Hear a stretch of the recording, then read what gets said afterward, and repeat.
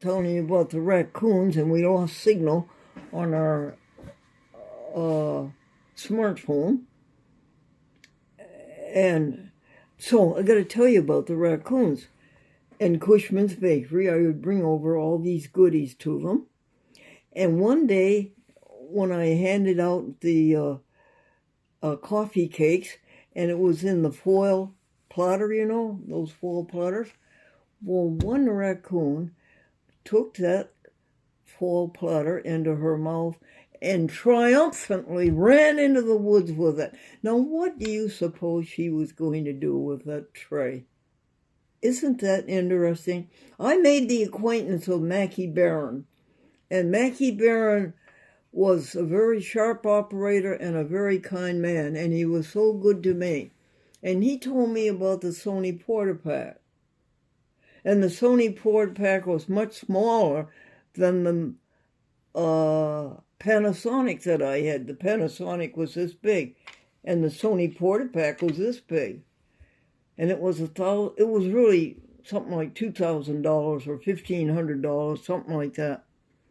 And he said he would give it to me for $1,000. He sold loads and loads of this equipment, Sony Portapacks and all the other things, to schools, because the schools were into public access. Not only did you have a public access channel for the public, but you had one for the schools, and you had one for the government, so the government could show its meetings, its Common Council meetings. And that's why it's called PEG, Public, Educational, and Government Access. Well, he sold me this one for $1,000. And was it ever nice? I would say the camera weighed about 4 pounds, maybe a little more than that, and the recorder weighed about 12 up to 16 pounds, so that I could carry the camera and the recorder.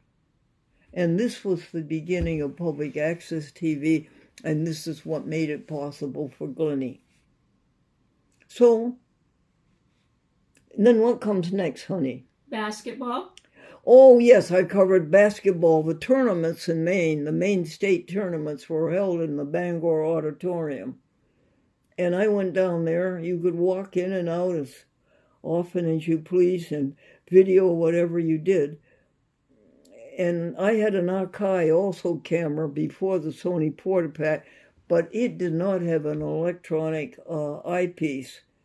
It had a photographic eyepiece, so that what you saw in the eyepiece was not necessarily what was going on in the tape. So the Sony Portapack was a great improvement over that. And I met this basketball player for the college. There's a college in Bangor, Maine. And he had a scholarship there, and you want to know why? He was about 7 feet. I never saw such a tall person before. And what else, honey? Mother's friend?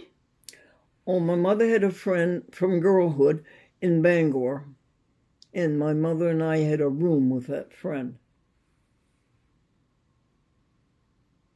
Searching for God? Still searching for God. Still searching for that peace that passes understanding.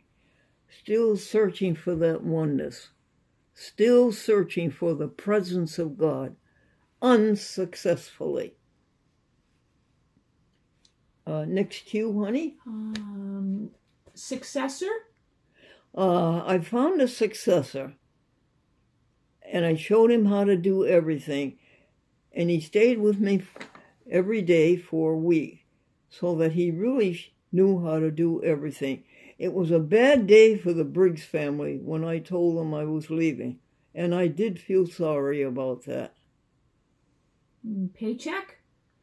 Yeah, it was a nice paycheck I was leaving behind in May. I think that's about it, isn't it? I'm going to do your second set of jokes. Oh, okay. These are the last few jokes for this session. Okay. Giving legal advice. The lawyer says, It gives me a grand and glorious feeling to give legal advice. The client says, yes, you give him a grand and he feels glorious. Old high school principals. Old high school principals never die, folks. They just lose their faculties. And thinking of getting married. The priest said to the young lady, when are you thinking of getting married? And she said constantly. Listen, folks, that was it. And how old is it now? 43, 44? 1971, you would have been 43. And then this is up into 1972. So hop in the car with me, folks, and my mother. Hop into the car, 1950 Dodge.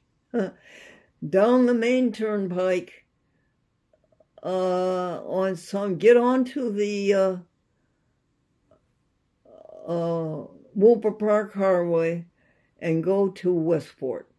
We went to Seymour, Connecticut. Have you ever been to Seymour, Connecticut? It's beautiful. It's way up on a ridge. Seymour, Ansonia, I told you, Derby. Yeah. To be continued.